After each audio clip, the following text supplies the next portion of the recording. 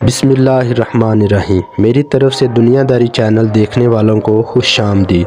دوستو، آج میں آپ لوگوں کو اس ویڈیو میں سیر کروانے والا ہوں کنگڈم آف موروکو، جو کہ شمال افریقہ کا ایک مسلم ملک ہے۔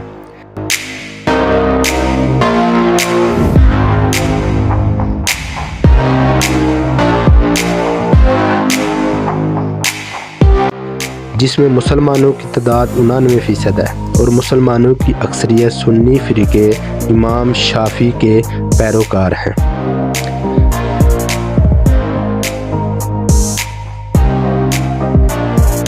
موروکو کو عمومی طور پر المغرب یا مراکش کے طور پر بھی یاد کیا جاتا ہے۔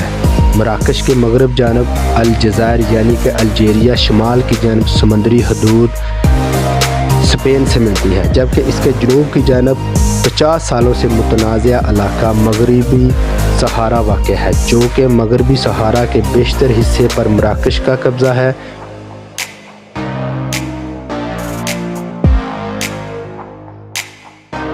رومی سلطنت کے خاتمے کے بعد یعنی 5ویں صدی عیسوی مراکش کا یہ علاقہ ویلینڈر، ویزاگوٹ اور بازنطینی یونانیوں کے قبضے میں چلا گیا۔ اس دور میں بھی مراکش کے وہ علاقے آزاد رہے۔ مراکش کی قومی زبان عربک اور بربر ہے۔ اس کے علاوہ اسپینش بھی بولی جاتی ہے۔ مراکش کا دارالحکومت رباط ہے، اس کا سب سے بڑا شہر اور بڑی بندرگاہ۔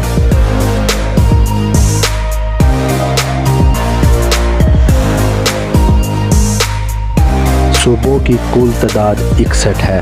مراکش کی قومی زبان عربک اور بربر ہے۔ اس کے علاوہ اسپینش بھی بولی جاتی ہے۔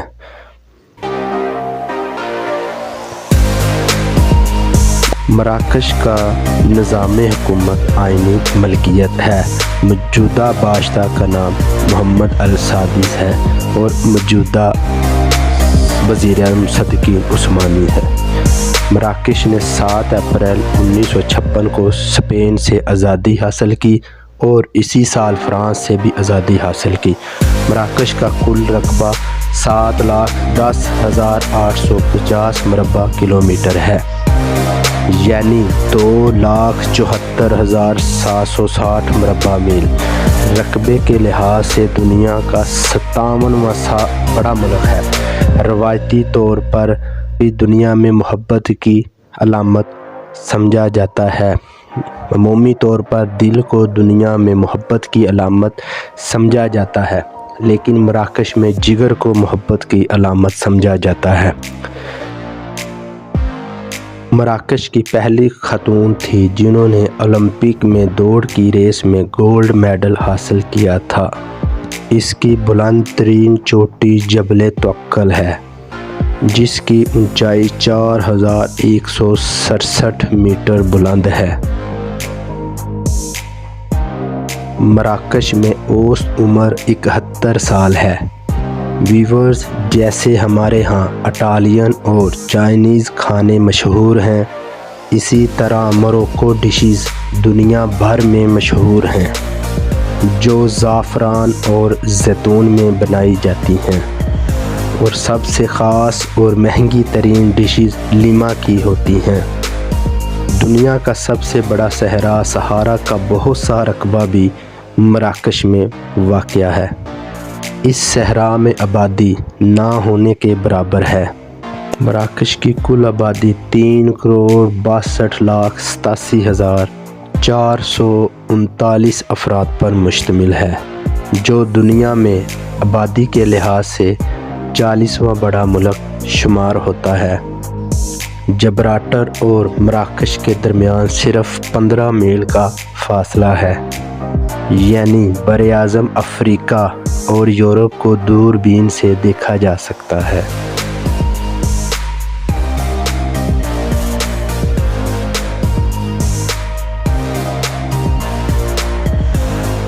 مراکش کا GDP 120.98 ارب ڈالر ہے اور مراکش کی فی کس آمدنی 3,436 ڈالر ہے۔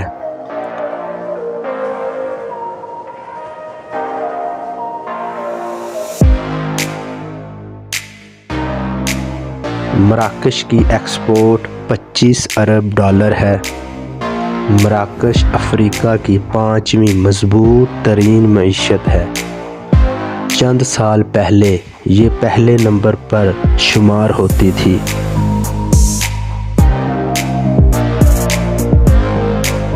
دوستو، مراکش کا قومی مشروب سبز قہوہ ہے جسے عطائی کہتے ہیں۔ مراکش کی سب سے بڑی ایکسپورٹ معدنیات ہیں، جس میں 2/3 حصہ فاسفیٹ کا ہے جو زرعی ادویات میں استعمال ہوتی ہیں، اور اس کے علاوہ سیاحت اور ایگریکلچر ہے جس میں سٹرس فروٹ ہیں، مالٹے،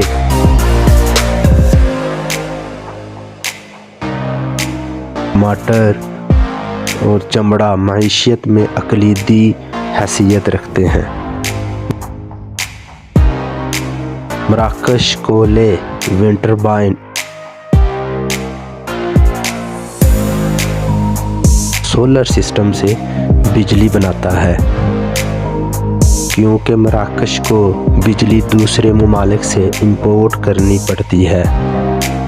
مراکش کی کرنسی مراکن درہم ہے، جو کہ پاکستانی 13.15 روپوں کے برابر اور انڈین 7.66 روپوں کے برابر ہے۔ مراکش میزبان اگر آپ کو کھانے کے دوران نوش پیش کریں تو آپ کو یس کہنا ضروری ہے، ورنہ وہ آپ سے ناراض ہو جائیں گے۔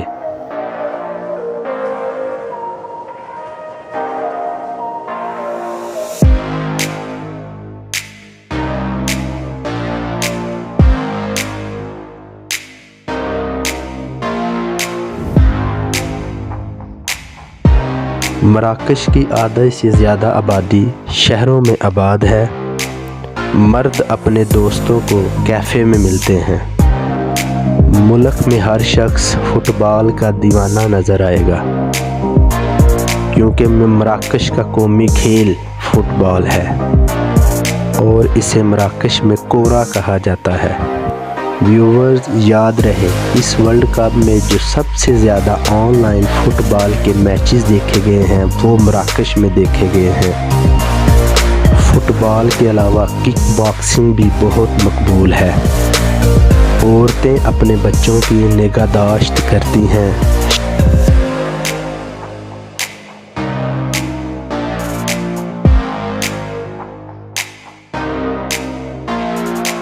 شادیوں میں عرب کلچر نظر آتا ہے۔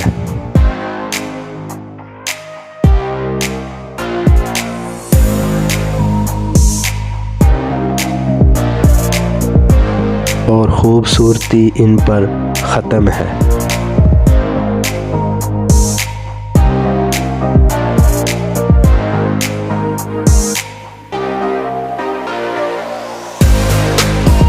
مراکش کے تہواروں میں عرب اور اندلسی کلچر کا واضح رنگ نظر آتا ہے۔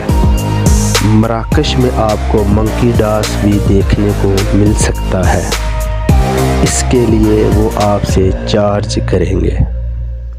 مراکش کے کئی علاقوں میں آج بھی مٹی پتھر کے گھر تعمیر کیے جاتے ہیں۔ مراکش کی سب سے بڑی مارکیٹ سوق الحاد ہے، جس میں 6000 کے قریب شاپس ہیں۔ مراکش کا لٹریسی ریٹ 50% ہے اور تعلیم فرینچ زبان میں دی جاتی ہے۔ یہی وجہ ہے کہ آج 10,000 افراد کے لیے صرف 7 ڈاکٹر موجود ہیں۔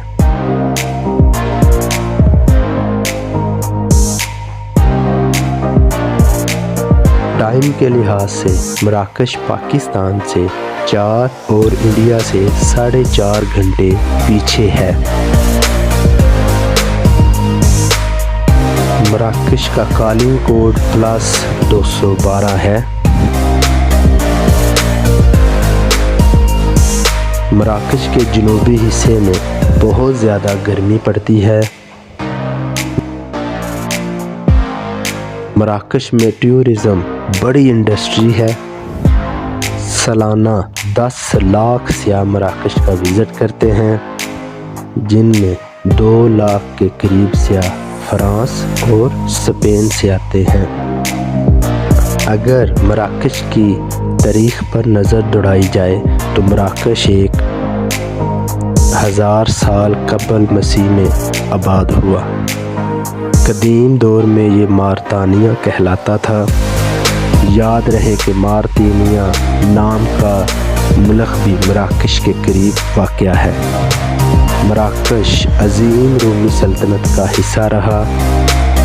5ویں صدی رومی سلطنت کے زوال کے بعد وینڈلس، ویسکوت اور بازنطینی یونانیوں نے اس سرزمین پر قبضہ کیا۔